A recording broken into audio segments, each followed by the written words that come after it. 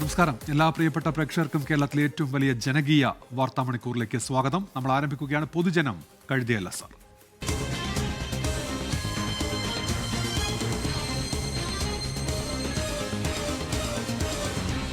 പൊതുജനം കഴുതയല്ല സാർ.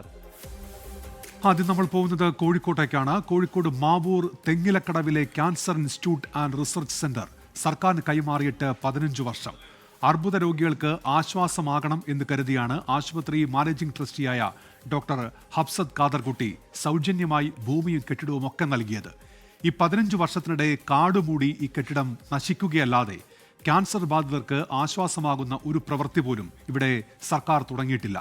നിലവിൽ ജില്ലാ പഞ്ചായത്തിന്റെ കൈവശമാണ് ഈ കെട്ടിടമുള്ളത്.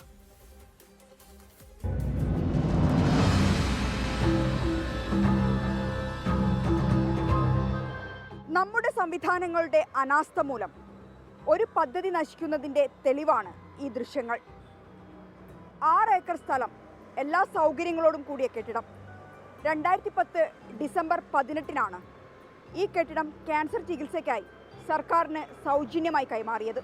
2001 അന്നത്തെ ഗവർണർ സുഖ്ദേവ് സിംഗ് കാങ് പാലിയേറ്റീവ് വാർഡായിട്ടായിരുന്നു ഈ സെന്റർ ഉദ്ഘാടനം ചെയ്തത്. പിന്നീട് ക്യാൻസർ ചികിത്സയ്ക്കും അനുബന്ധ ഗവേഷണത്തിനും മാത്രം ഈ കെട്ടിടം ഉപയോഗിക്കാൻ പാടുള്ളൂ എന്ന വ്യവസ്ഥയോടെയാണ് ഇതിന്റെ managing trustee doctor Hafsath Khaderkutty സർക്കാരിന് സൗജന്യമായി ഇത് കൈമാറിയത്.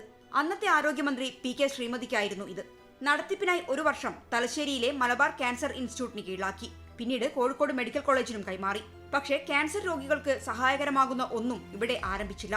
പലതവണ നിയമസഭയിൽ ഈ വിഷയം ഉയർത്തപ്പെട്ടു. മറ്റു പദ്ധതികൾ ഇവിടെ തുടങ്ങുന്നതും സർക്കാരിന്റെ ആലോചനയിൽ വന്നു. എന്നാൽ മറ്റു പദ്ധതികൾ തുടങ്ങുകയാണെങ്കിൽ ഈ കെട്ടിടവും സ്ഥലവും തിരിച്ചു നൽകണമെന്ന് ഡോക്ടർ ഹഫ്സത്ത് ഖാദർകുട്ടി ആവശ്യപ്പെട്ടു. മാത്രമല്ല മറ്റു പദ്ധതികൾ തുടങ്ങുന്നതിനെതിരെ പ്രതിഷേധവും ഉയർന്നു. ഈ കഴിഞ്ഞ 15 വർഷത്തിനിടെ ഇങ്ങനെ പ്രതിഷേധങ്ങൾ ഉയരുമ്പോൾ പദ്ധതി ആരംഭിക്കാൻ പോകുന്നു എന്ന് പറഞ്ഞ് പ്രതിഷേധങ്ങൾ തണുപ്പിക്കും. ഏറ്റവും ഒടുവിൽ കോഴിക്കോട് ജില്ലാ പഞ്ചായത്തിന് ഇത് കൈമാറി. ക്യാൻസർ ഇൻസ്റ്റിറ്റ്യൂട്ട് തുടങ്ങാനായിരുന്നു തീരുമാനം. പക്ഷേ അതും ഇതുവരെ ഒന്നുമായിട്ടില്ല. ഇപ്പോൾ ഇതാണ് അവസ്ഥ. കെട്ടിടങ്ങൾ മുഴുവൻ കാടുകയറി നശിക്കുന്നു.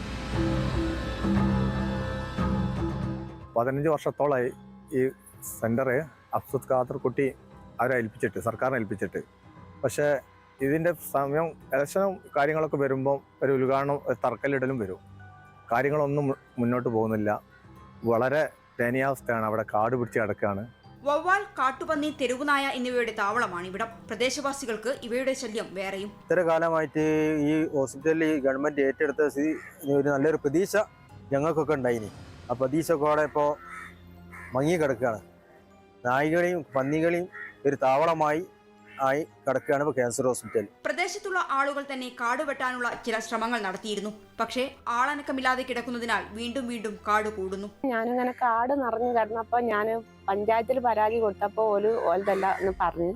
അങ്ങനെ ഞാൻ കളക്ടറടുത്ത് പോയി പരാതി കൊടുത്തു. അങ്ങനെ കളക്ടറടുത്ത് പോയി പരാതി കൊടുത്തപ്പോൾ എനിക്ക് അവിടുന്ന് വെട്ടാനുള്ള ആ കടലാസ് കിട്ടിയപ്പം പഞ്ചായത്ത് കൊടുത്തു. പഞ്ചായത്തിൽ നിന്ന് അങ്ങനെ ഇവിടെ ഞാൻ ശേഷമാണ് ഇവിടെ കാട് നിറഞ്ഞതൊക്കെ ഒന്ന് വെട്ടി വെളിച്ചായത്. ഇത്രയും ആളെയും വെച്ചിട്ട് ഇതിങ്ങനെ കിടന്നും കണ്ട് നശിച്ചു പോകുമ്പോൾ ഒരു ദണ്ണം ഇത്. ഓരോ പ്രാവശ്യവും വോട്ട് ചോദിച്ചു വരുന്നവർ ക്യാൻസർ സെന്റർ ഉടൻ പ്രാവർത്തികമാക്കും എന്ന ഉറപ്പു നൽകും. പക്ഷേ അതൊന്നും പാലിക്കപ്പെട്ടില്ല. ജില്ലാ പഞ്ചായത്തിൽ അധികാരമേറ്റെടുക്കുന്ന UDFൽ പ്രതീക്ഷ അർപ്പിക്കുന്നുണ്ട് ജനം. ക്യാൻസർ രോഗികൾക്കായി നല്ല ഉദ്ദേശത്തോടെ, നല്ല മനസ്സോടെ സൗജന്യമായി നൽകിയ കെട്ടിടമായിരുന്നു. സർക്കാരിന്റെ അല്ലെങ്കിൽ നമ്മുടെ ഭരണ സംവിധാനത്തിന്റെ അടിയന്തര ഇടപെടലും നടപടിയുമാണ് വേണ്ടത്. അല്ലാത്ത പക്ഷം അത് ആ വ്യക്തിയോടും ക്യാൻസർ രോഗികളോടും ചെയ്യുന്ന അനീതിയായിരിക്കും. മിഥില ബാലൻ, 24 കോഴിക്കോട്. പൊതുജനം കഴുതയല്ല സാർ. ഈ വാർത്ത കണ്ട രവികുമാർ PB പറയുന്നുണ്ട്, സർക്കാരിന് നോക്കി നടത്താൻ സാധിക്കില്ലെങ്കിൽ ആ ഭൂമി തിരിച്ചു വാങ്ങി അവിടെ ആ ട്രസ്റ്റ് തന്നെ ഹോസ്പിറ്റൽ നടത്തണം എന്നാണ് അദ്ദേഹം ഇതിന് പരിഹാരമായി പറയുന്നത്. ക്രിസ്മസ് പുതുവത്സര ആഘോഷങ്ങൾക്കിടെ വിലക്കയറ്റത്തിൽ വലയുകയാണ് ജനങ്ങൾ. അവശ്യ സാധനങ്ങളുടെ വിലക്കയറ്റം രൂക്ഷമായതോടെ ഹോട്ടൽ ഉടമകളും ഇപ്പോൾ പ്രതിസന്ധിയിലാണ്. മലയാളികളുടെ ഇഷ്ടവിഭവമായി ബിരിയാണിക്ക് ഉപയോഗിക്കുന്ന അരിയുടെ അടക്കം വില കുതിച്ചു കയറുന്നുണ്ട്. കോഴിയിറച്ചിക്കും ക്രമാതീതമായി വില വർദ്ധിക്കുകയാണ്.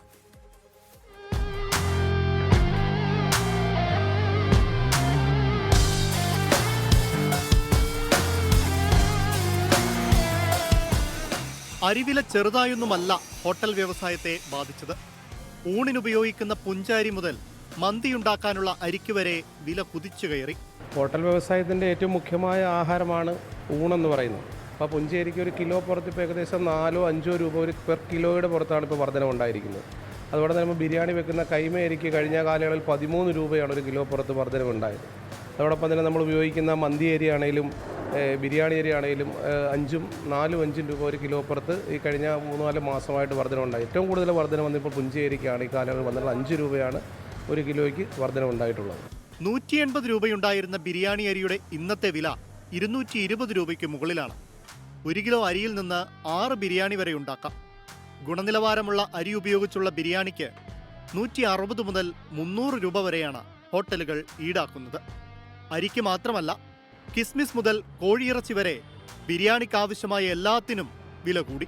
നമ്മുടെ ചിക്കൻ്റെ വില ഓരോ ദിവസവും അപ്ഡേറ്റ് ആയി കൂടിക്കൊണ്ടിരിക്കുന്നതാണ്. സാധാരണഗതിയിൽ ഒരു സാധനം അല്ലെങ്കിൽ ഒരു പ്രൊഡക്റ്റ് കൂടുതൽ ഉപയോഗം വരുമ്പോൾ വില കുറയുകയാണ് വേണ്ടത്. ഇതിൽ പകരം വിപണിയിൽ വില വർദ്ധിക്കുന്നൊരു സാഹചര്യമാണ് ഈ മുട്ടയെ സംബന്ധിച്ചിടത്തോളവും ചിക്കനെ സംബന്ധിച്ചിടത്തോളം നമ്മൾ കണ്ടുവരുന്നത്. അത് തീർച്ചയായും നമ്മുടെ ഹോട്ടലുകളുടെ നട്ടലൊടിക്കുന്നൊരു സംവിധാനമായിട്ട് വരികയാണ്. അത് വില പിടിച്ചു നിർത്താനായി സർക്കാരുകൾ ശ്രമിച്ചില്ലെങ്കിൽ അതിൻ്റേതായ ഭവിഷ്യത്തുകൾ പ്രത്യേകിച്ച് ഹോട്ടൽ മേഖലയിൽ കൂട്ടിപ്പോകുന്ന ഒരവസ്ഥയിലേക്ക് വഴുതി വീഴാനുള്ള ചാൻസുകളുണ്ട്. കോഴിയിറച്ചിക്ക് 200 മുതൽ 240 വരെയാണ് നിലവിലെ വില. ക്രിസ്മസ് പുതുവത്സര ആഘോഷ ദിനങ്ങളിൽ വില ഇനിയും ഉയരും. വില എത്ര ഉയർന്നാലും ഹോട്ടൽ വില വർദ്ധിപ്പിച്ചാൽ അതും തിരിച്ചടിയാകുമെന്ന് ഹോട്ടൽ ഉടമകൾ പറയുന്നു. നമ്മൾക്ക് പെട്ടെന്ന് വില കൂട്ടി കൊടുക്കാൻ പറ്റില്ല. അതായത് ജനങ്ങൾ നമ്മളോട് പ്രതികരിക്കും. അതുകൊണ്ട് ഈ ഇതേപോലെ ആഘോഷത്തോടനുബന്ധിച്ചുള്ള ദിവസങ്ങളിലുള്ള വില വർധനവ് ഹോട്ടൽ വ്യവസായികളെ വളരെയേറെ ബുദ്ധിമുട്ടിപ്പിക്കുന്ന ഒരു അവസ്ഥാവിശേഷമാണ്. അതേപോലെ തന്നെ പച്ചക്കറിക്കും ഇപ്പോൾ സ്വർണ്ണവില പോലെയാണ്. ഇന്നത്തെ വിലയല്ല നാളെ. ഇപ്പോൾ സവോള എന്ന് പറയുന്നത് 28 രൂപ 25 രൂപയായി കിട്ടുന്ന സവോള 32 രൂപയാണ്. അതേപോലെ തന്നെ കിഴങ്ങ് 40 രൂപ. പച്ചക്കറി എല്ലാ സാധനങ്ങളുടെയും വില വർധന ഹോട്ടൽ വ്യവസായത്തെ അനുദിനം താഴോട്ട് കൊണ്ടുപോയിക്കൊണ്ടിരിക്കുകയാണ്. 7ഓളം തുടങ്ങി 9ഓളം ലൈസൻസുകൾ എടുത്ത് പ്രവർത്തിക്കുന്ന സ്ഥാപനങ്ങളിൽ ഈ 70 രൂപയ്ക്ക് ബിരിയാണി കൊടുക്കൽ സാധ്യമല്ല. ചീപ്പായി കിട്ടുന്ന അരികൾ അല്ലെങ്കിൽ മാർക്കറ്റിൽ പഴകിയ അരികളോ ബ്ലാക്കിൽ കിട്ടുന്ന അരികളോ ഉപയോഗിച്ചിട്ടായിരിക്കാം മേ ബി അങ്ങനത്തെ കാര്യങ്ങൾ ചെയ്യുക. നേരെ മറിച്ച് ബ്രാൻഡഡ് അരികൾ വാങ്ങി ചെയ്യുന്ന ഹോട്ടലുകൾക്ക് അതിൽ നിന്നും വ്യത്യസ്തമായി നമുക്ക് വില കുറച്ച് കൊടുക്കാവുന്ന ഒരു സാഹചര്യമേ നിലവിലില്ല. ഇതിപ്പോൾ നമ്മൾ മന്തി വെക്കാനായിട്ട് കോമൺ ആയിട്ട് എല്ലാ സ്ഥാപനങ്ങളും ഉപയോഗിക്കുന്ന അരിയാണ്. ഇതിപ്പോൾ 111 രൂപയാണ് വില. ഏതാണ്ട് 90-95 കിടന്നിട്ട് ഇങ്ങനെ പല പ്രാവശ്യമായിട്ട് അതിപ്പോൾ 111 രൂപയിലേക്ക് വന്നു. അന്നും നമ്മൾ മന്തി കൊടുക്കുന്ന വിലയ്ക്ക് തന്നെയാണ് ഇന്നും മന്തി കൊടുത്തുകൊണ്ടിരിക്കുന്നത്. ഇത് നമ്മൾ ബിരിയാണിക്ക് ഉപയോഗിക്കുന്ന ഫ്രൈഡ് റൈസിന് ഉപയോഗിക്കുന്ന അരിയാണ്. ഇതും ഇത് പറഞ്ഞതുപോലെ 109 രൂപ ഈ സാധനത്തിന് കിലോയ്ക്ക് വിലയുണ്ട്. ഇതും ഇതുപോലെ ഘട്ടം ഘട്ടമായിട്ട് വില ക്രമാതീതമായി വർദ്ധിച്ചിട്ടുണ്ട്. ഇപ്പോഴത്തെ ബിസിനസ്സിൻ്റെ ആ ഗ്രാഫ് അനുസരിച്ച് ഒരു വിധത്തിൽ വില കൂട്ടി മുന്നോട്ട് പോകാൻ സാധിക്കില്ല. കാരണം കച്ചവടം അത്രത്തോളം ലോയിലാണ് പോകുന്നത്. വിലക്കയറ്റത്തിനിടയിലും 70 രൂപയ്ക്കും കേരളത്തിൽ ബിരിയാണി ലഭ്യമാണ്. അപ്പോൾ കച്ചവടക്കാർക്ക് ഒരു വിധത്തിൽ മുമ്പോട്ട് പോകാൻ പറ്റാത്തൊരവസ്ഥയാണ്. അതിനൊരു പരിഹാരം സർക്കാരും എല്ലാവരും കാണുന്നതാണ്. ഉപ്പൊഴികെയുള്ള എല്ലാത്തിനും വില കൂടിയതോടെ ഹോട്ടൽ വ്യവസായവും വലിയ പ്രതിസന്ധിയിലാണ്. അരിക്കും ഇറച്ചിക്കും എണ്ണയ്ക്കും മസാലയ്ക്കും വില കൂടുന്നതനുസരിച്ച് ഭക്ഷ്യസാധനങ്ങളുടെ വില കൂട്ടാൻ കഴിയില്ലെന്നാണ് ഹോട്ടൽ ഉടമകൾ പറയുന്നത്. ക്യാമറ പേഴ്സൺ ഷിബിൻ ബഷീറിനൊപ്പം റാഫി കരീം, 24 ആലപ്പുഴ. ഇതിൽ ഒരു കമൻറ്റ് വരുന്നത് ഇങ്ങനെയാണ്: ആഘോഷം അലങ്കാരമായ നമ്മൾക്ക് ആഘോഷവേളയിൽ എത്ര വിലയായാലും ആഘോഷത്തിൽ പിശുക്ക് കാണിക്കാറില്ല, വിലയും നോക്കാറില്ല എന്ന് മോഹനനാണ് ഇങ്ങനെയൊരു അഭിപ്രായം പ്രകടിപ്പിക്കുന്നത് ഈ വാർത്ത കണ്ടതിന് ശേഷം. വയനാട്ടിൽ കടുവ ഒരു ജീവൻ കൂടി കവർന്നിരിക്കുന്നു. പുലിപ്പള്ളി ദേവർഗദ്ദ വണ്ടിക്കടവിലാണ് ഗോത്രവിഭാഗത്തിൽപ്പെട്ട ഒരു മനുഷ്യൻ കടുവയ്ക്കിരയായത്. കഴിഞ്ഞ ദിവസങ്ങളിൽ പലയിടത്തായി കടുവകളുടെ സാന്നിധ്യമുണ്ട്. പ്രജനന കാലമായതിനാൽ വനം വകുപ്പിനും നാട്ടുകാർക്കും ഒരുപോലെ ആശങ്ക ഏറുകയാണ്. പനമരം പച്ചിലക്കാട് ജനവാസ കേന്ദ്രത്തിൽ കടുവയിറങ്ങിയത് കഴിഞ്ഞ ദിവസം. ചീയമ്പത്ത് കടുവ ഒരു പോത്തിനെ കൊന്നു. ദേവർഗദ്ദയിൽ ഒരു മനുഷ്യനാണ് കടുവയ്ക്ക് ഇരയായത്.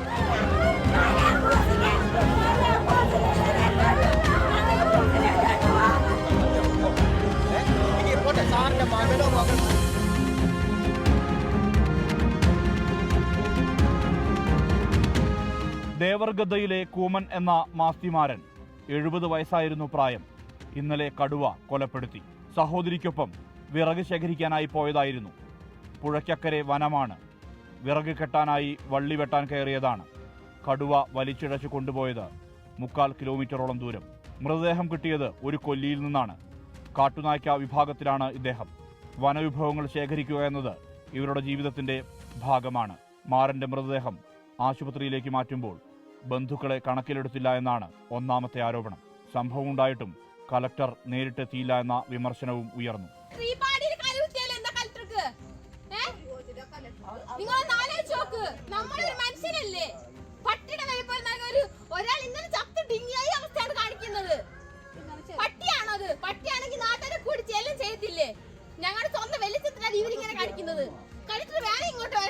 ഞങ്ങൾക്കിപ്പോൾ ഒരു ജീവൻ പോയിട്ട് ഇവരിങ്ങനെ കാണിച്ചിട്ട് കാര്യമുണ്ടോ? ഒരു ജീവന് പട്ടിയുടെ വില പോലും നൽകണ്ടല്ലോ ഇന്നലെ അവരെ കൊണ്ടുപോയത്. അല്ലെങ്കിൽ സ്വന്തം മോനോടെങ്കിലും പറയണമായിരുന്നു. ഒരാളെ പോലും കൊണ്ടുപോയിട്ടില്ല പോയ ആൾക്കാരിൽ. അച്ഛനും പെൻഷൻ കിട്ടുന്നതിനാണ് ഞങ്ങൾ ജീവിച്ചുകൊണ്ടിരുന്നത്. എനിക്ക് പഠിക്കാനും പോകാൻ പറ്റില്ല. ശ്വാസം മുട്ടലും ചുമവായിട്ട് 2 ദിവസം പണിക്ക് പോയി 10 ദിവസം മരുന്ന്. ഇപ്പം അച്ഛനില്ലാണ്ടായപ്പോൾ ഞങ്ങൾക്ക് ഒരു വഴിയിലുണ്ടായി. ADM സ്ഥലത്തെത്തി കുടുംബാംഗങ്ങളുമായി ചർച്ച നടത്തി. ധനസഹായത്തിന്റെ ആദ്യ ഗഡു 6 ലക്ഷം രൂപ വേഗത്തിൽ കൈമാറും. കൂമന്റെ മക്കളിൽ ഒരാൾക്ക് സ്ഥിരം ജോലി നൽകാൻ സർക്കാരിന് ശുപാർശ ചെയ്യും.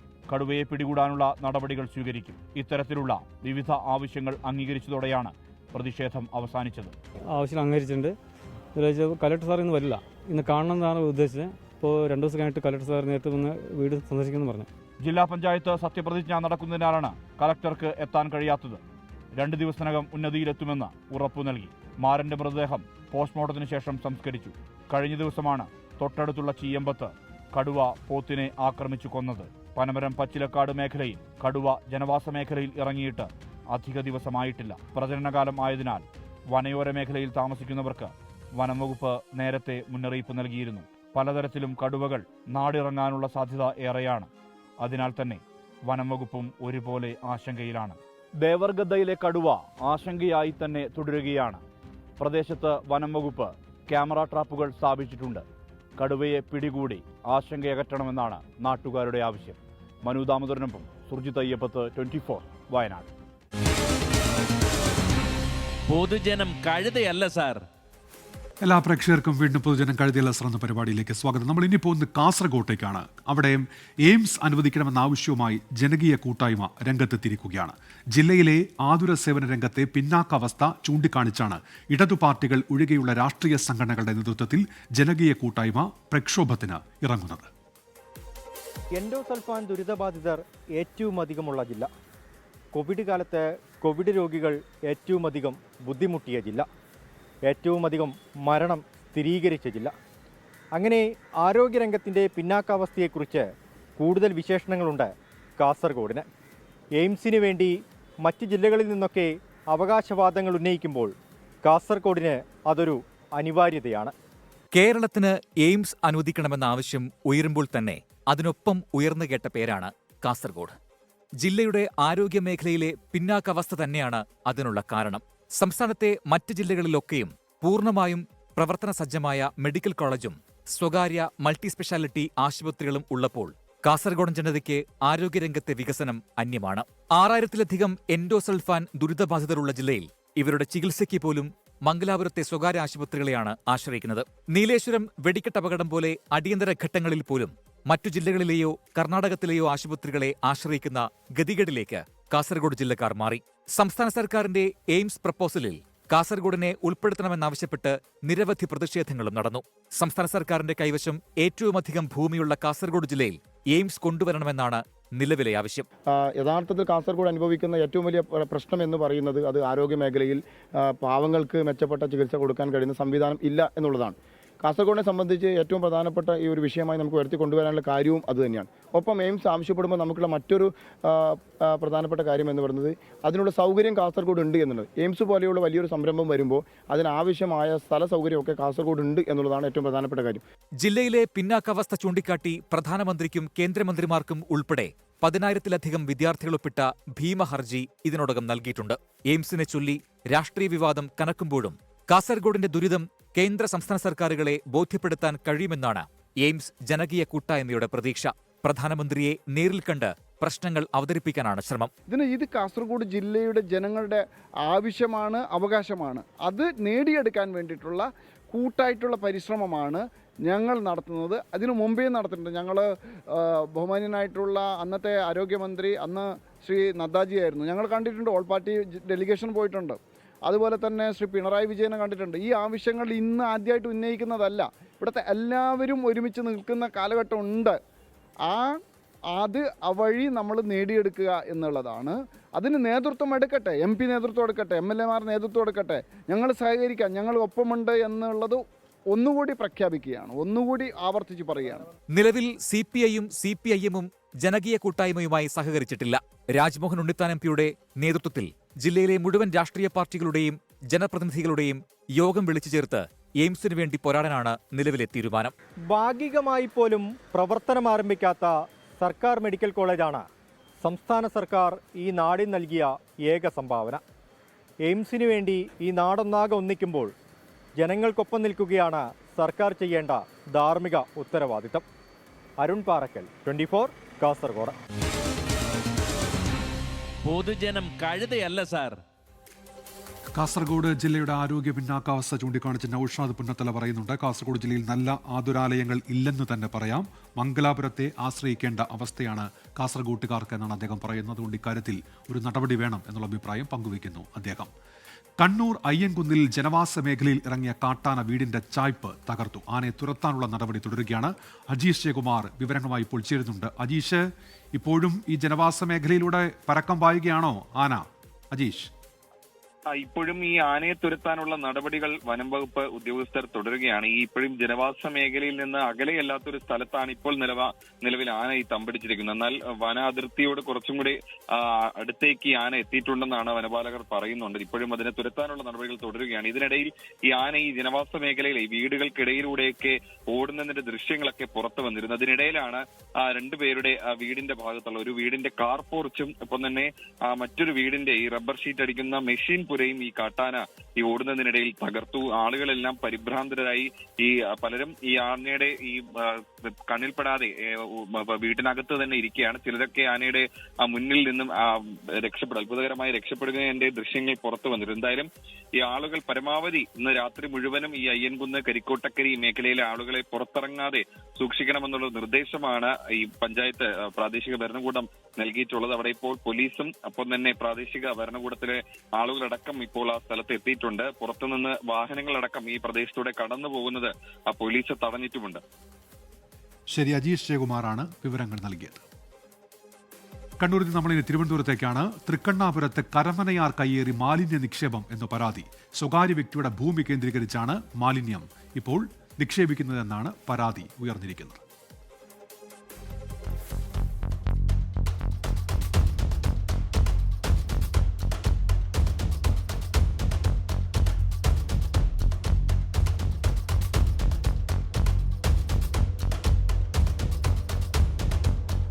തിരുവനന്തപുരം നഗരത്തിൽ തൃക്കണ്ണാപുരം ശ്രീകൃഷ്ണ ക്ഷേത്രത്തിന് താഴെയുള്ള ഭൂമിയിലാണ് മാലിന്യ നിക്ഷേപം.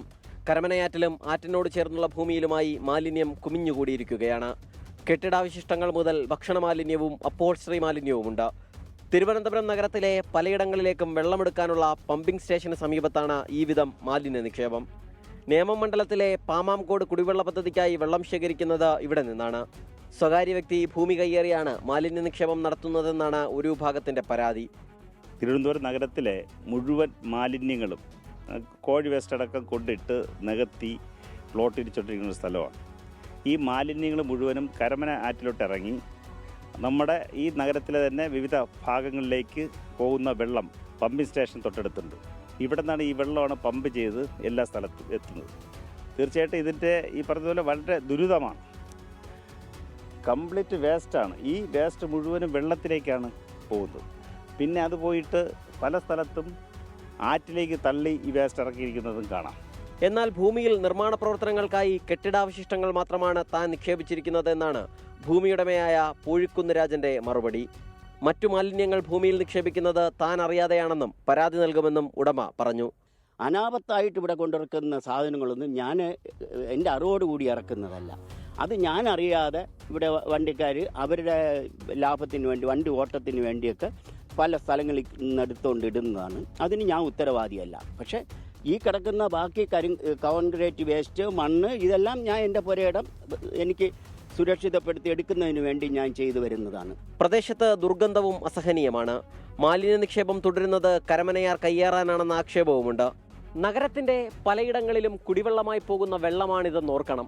തിരുവനന്തപുരംകാരെ ഗുരുതരമായ ആരോഗ്യ പ്രതിസന്ധിയിലേക്ക് തള്ളിവിടരുതെങ്കിൽ വേഗത്തിൽ ഇടപെടലുണ്ടാവണം. ക്യാമറാമാൻ രഞ്ജിത്ത് ഫ്രാൻസിസിനൊപ്പം സലിം മാലിക്, 24 തിരുവനന്തപുരം. പൊതുജനം കഴുതയല്ല സാർ. തിരുവനന്തപുരം നഗരസഭയിൽ നിന്ന് വാർത്ത വരുന്നത് അവിടെ RP ശിവജി CPIM-ന്റെ കക്ഷി നേതാകാകും എന്നുള്ളതാണ്. CPIM-ന്റെ ജില്ലാ സെക്രട്ടേറിയറ്റ് യോഗത്തിലാണ് ഈ തീരുമാനം. പുന്നക്കാമുകൾ കൗൺസിലറാണ് RP ശിവജി എന്നിപ്പോൾ മനീഷ് മഹിബാൽ അറിയിക്കുന്നുണ്ട്. കണ്ണൂർ ചെറുപുഴ കമ്പിപ്പാലം തകർന്നിട്ട് തിരിഞ്ഞു നോക്കാതെ അധികൃതർ. കേടുപാടുകൾ സംഭവിച്ച പാലം അടച്ചിട്ടിരിക്കുകയാണ്. പാലം പൈതൃക പട്ടികയിൽ ഉൾപ്പെടുത്തി സംരക്ഷിക്കണം എന്നാണ് നാട്ടുകാരുടെ ആവശ്യം.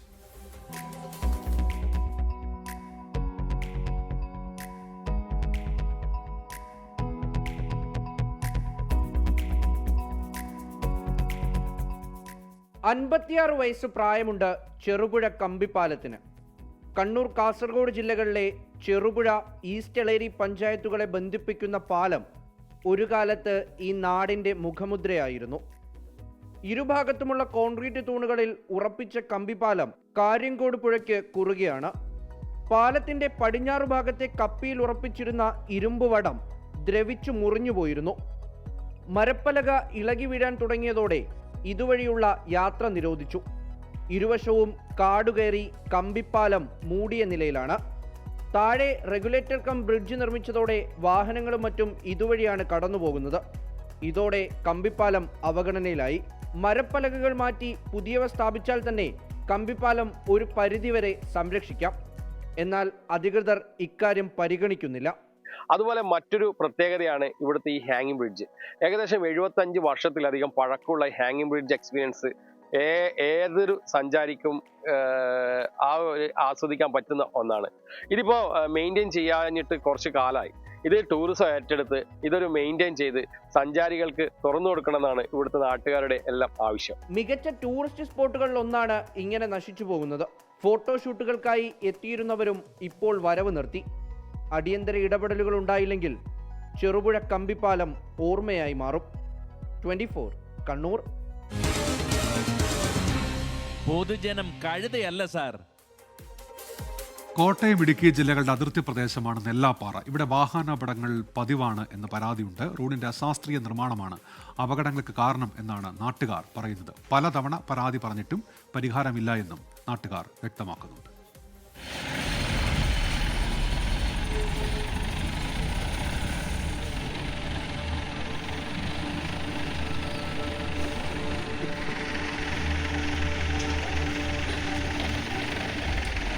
ഇന്നലെ നെല്ലാപ്പാറ വളവിൽ നടന്ന അപകടമാണിത്. വിനോദയാത്രയ്ക്ക് പോയ 42 വിദ്യാർത്ഥികൾ സഞ്ചരിച്ച സ്കൂൾ ബസ്സാണ് അപകടത്തിൽപ്പെട്ടത്. ബസ്സിലുണ്ടായിരുന്ന പല വിദ്യാർത്ഥികൾക്കും ഗുരുതരമായി പരിക്കേറ്റു. വളവിൽ വാഹനം തിരിക്കുന്നതിനിടയിൽ അപകടമുണ്ടാക്കുകയായിരുന്നു.